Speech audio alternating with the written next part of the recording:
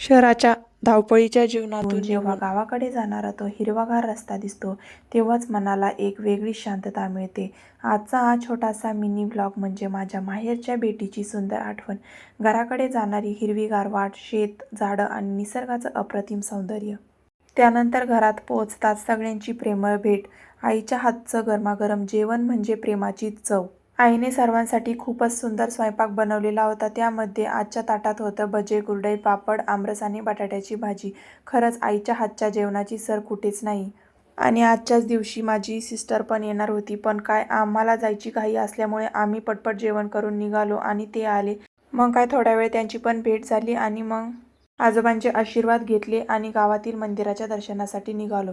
प्रथम श्री स्वामी समर्थांचे दर्शन घेतले. हे मंदिर पण खूप छान आहे. इथे अक्कलकोटचे श्री स्वामी समर्थ असल्यासारखा भास होतो. म्हणजे खूप सुंदर मंदिर आहे. इथे आलं की मन अगदी प्रसन्न होतं. इथे प्रत्येक गुरुवारी महाप्रसादाचे आयोजन केलेले असते आणि खूप सुंदर आहे. त्यानंतर आम्ही पुढच्या म्हणजेच मारुती रायांच्या दर्शनासाठी गेलेलो होतो. त्या मंदिरात गेला आणि तिथे पण खूप छान वाटलं आणि मग या सुंदर आठवणी मनात साठवत पुन्हा पुढच्या प्रवासाला सुरुवात केली. पण गावाची ओढ मात्र कायमच राहिली.